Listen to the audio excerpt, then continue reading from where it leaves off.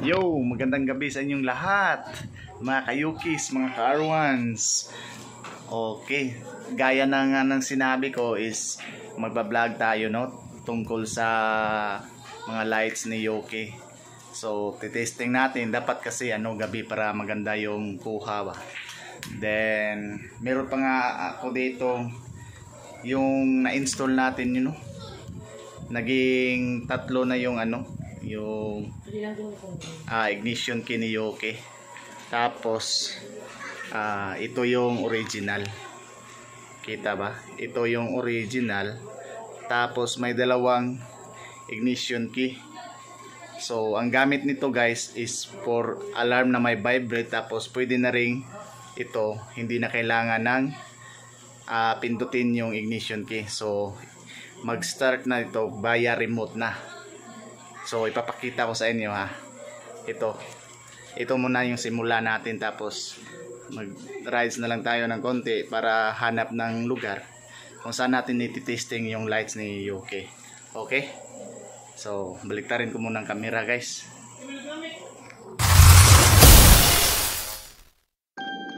Yeah. It's for all the bikers and bikettes. Yeah. Hold on, yeah. Come here, girl, come get up on my motorcycle. Come ride me like a motorcycle. Okay. So ayun guys, andito tayo para i-testing tong lights natin, no. So pero bago ang lahat, unahin muna natin tong yung remote na ignition ni Yoke, no, na pina-install natin. So ito pala yung mga kayukis, mga ka-R1s. Ito yung original na parang remote o sensor ni NMAX, no, kung kita nyo ba. So ito naman yung pina-install natin. Ito, yan. So pwede na nating paandarin yung motor natin na hindi natin pinipihit itong ignition. Kasi sa traditional dapat pihitin pa natin to, tapos ganyan. So dahil sa meron na tayong pina-install guys, pwede na nating wag pihitin yan. So mapapaandar na natin si Yoke, no, kahit ito lang yung gamit natin. So ayan, testing natin mga kayukis, no. So gawin natin itong dalawang pindot, yung may hugis kuryente. So 1, 2, ayun. So napailaw natin, napaandar, ayun. So successful mga kayukis. Hindi na kailangan ng hindi na kailangan pihitin to, kasi once na gumana na yan mga kayuki, hindi mo na ito magagalaw, hindi mo na yan mapipihit. Yan. So okay, na testing natin yung remote natin, no, na pina-install. Tapos pag turn off naman ito, dapat pindutin mo lang ito nasa gitna, lock. Yan mga kayukis, no. So namatay na siya. So isa pang features nito. So pag na-lock na yon, bali napatay na. So meron kasi tayong pina-install na alarm. So ito naman yung gamit nito. Ito. So pag press natin ng lock, yun, nag-lock na yon. Tapos pag yung gamit nito mga kayukis, mga ka-R1s, is anti-thief. So pag merong parang mayroong nakadikit or parang merong nakasagi sa motor nyo, kunwari ito, so mag-a-alarm siya, no. So mag-a-alarm siya ng dalawa. Pero pag naulit yung pagsagig mga kayukis, mas mahaba na yung alarm niya. Sampulan natin. Okay, so naging ilan na yun? 3. So yan yung mangyayari mga kayokis. So magiging maingay siya kapag hindi na turn off natin dito. Pero hindi ibig sabihin yun na hindi siya mapuputol. Meron lang atang mga ilang segundo na continuous yung beep niya.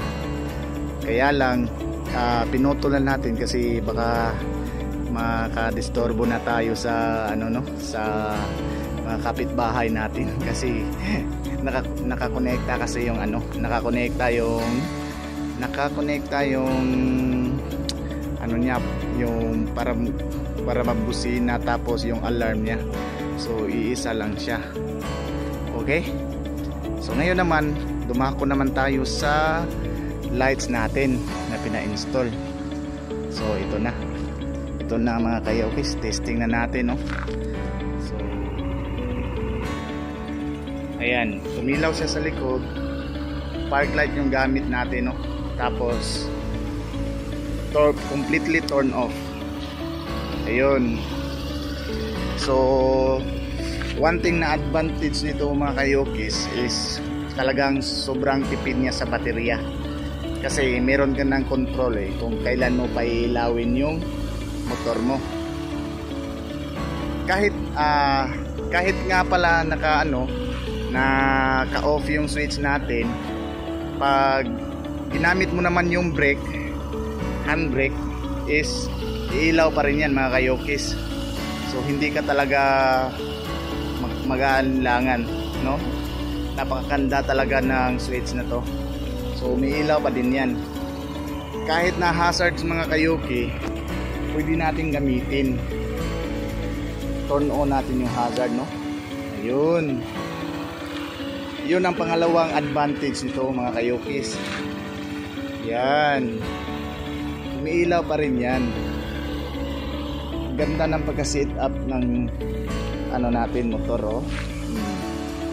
So kahit nakapatay pa yung switch natin, pero yung mga importante, mga brake light, hazard, subukan naman natin yung signal light. Ayun, umilaw pa din. Ayun, umilaw pa din mga kayokis. Walang aberya. Ayun, umilaw pa din. Okay, yan. So umilaw siya, yung brake, signal light at hazard na ilaw natin, no? So hindi tayo mag-alinlangan talaga mga kayokis. Na-testing na natin yung signal light, hazard, tapos yung brake light na naka-turn off yung switch. So turn on naman natin. Turn on natin. Yan. So umilaw na siya mga kayokis. Ayan. Okay.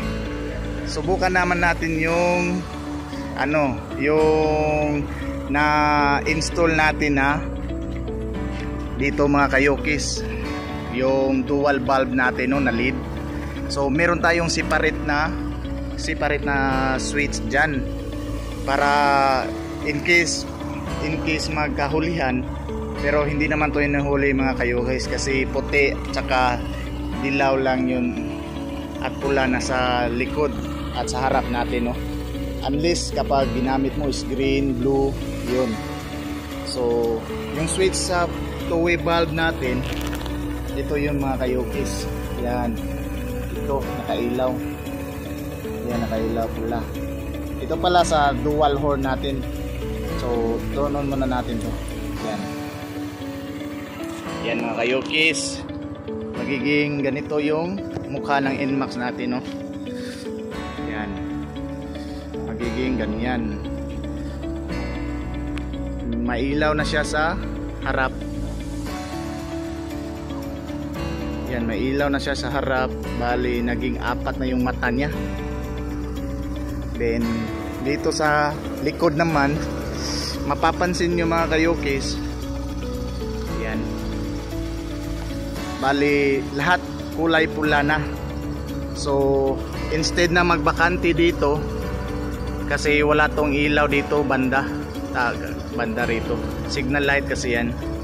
So ngayon is naka turn on yung halo switch natin. So pula na sila lahat, kompleto na silang pula. Yun, yung function naman niya is kapag nag right turn kayo, ayan, sobrang ganda. Steady lang yung nasa kabila sa left na pula, habang blinking naman dun sa right. Ganon din function niya sa harap mga kayokis. Yan, blinking yellow lang, stay, naka-stay lang yung white. Ganon din pag ginamit mo yung left turn. Ayan, bali counterpart lang siya sa kabila, no? Yun, no? Yun. Tsaka mapapansin nyo mga kayokis, kahit maraming lights tayong naka-on, no? Hindi nagbi-blink yung ilaw natin, sobrang steady. The way to achieve that solid light, hindi siya nagbi-blink, dapat talaga yung wirings natin or mechanics natin is magaling. So hindi talaga magpuputol ng hindi talaga magpuputol ng wire. Dapat naka talaga, gumagamit talaga ng relay, naka-tap lang. So subukan naman natin yung hazard mga kayokis, no, mga car ones. So wala din problema. Yan, wala din problema. Yun. Okay, wala rin problema. Wala rin problemas mga kayoke. So natapos na natin yung isang halo switch. Ito naman yung gamit ng isa. Bali, ito yung default na busina.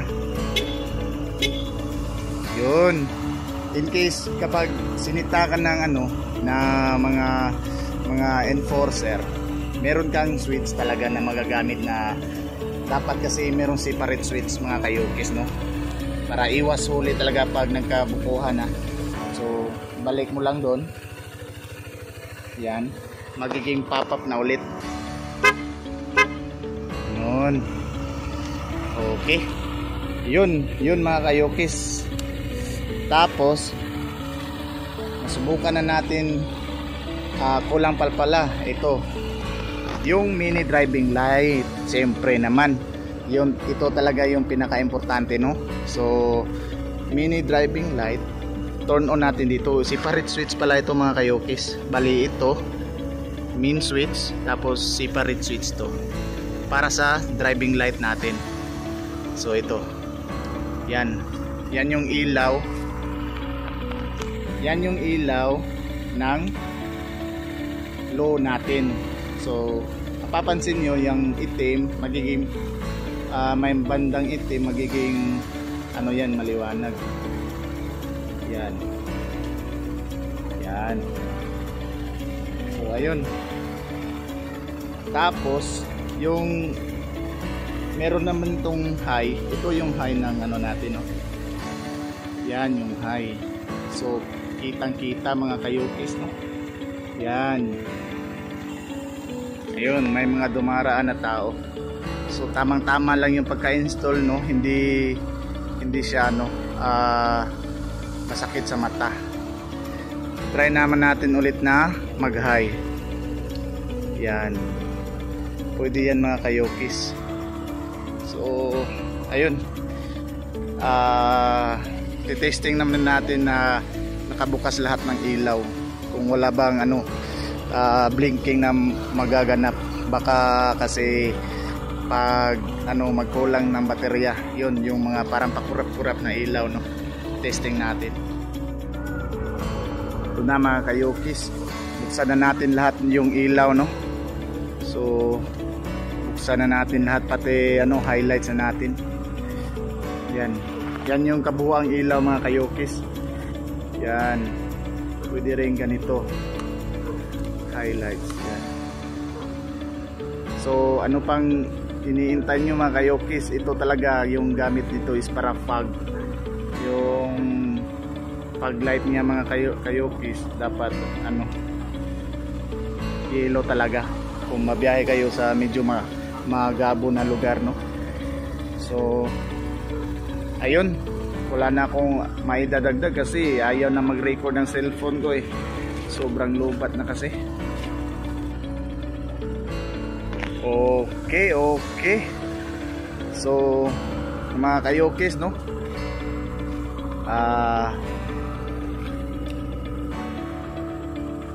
High, low, MDL high, MDL low. Tapos low MDL with high headlight. Okay? Yun. Sobrang ganda mga kayokis. Yan, sobrang linaw yan, high and low. Siguradong klarong-klaro, kitang-kita talaga yung ano. Pero hindi siya masakit sa mata pag ano, kasi saktong-sakto lang eh. Okay. Yun, thank you for staying on our videos, no? Alright. So shout out lang pala sa inyo, no, mga kayokis. Siguro lagay nyo lang sa comment kung sino nag-install, magkano yung mga nagastos, tapos anong mga materyales na kinakailangan para ma-achieve yung ganitong setup, no? So kayo nang bahala, mag-like and subscribe, hit the notification bell mga kayukis, mga car1s. Huwag na kayong mahiya. Kung gusto nyo ma-shoutout, mag-comment na lang din kayo. Tatapusin ko na tong video sa to. Alright, thank you. Good night.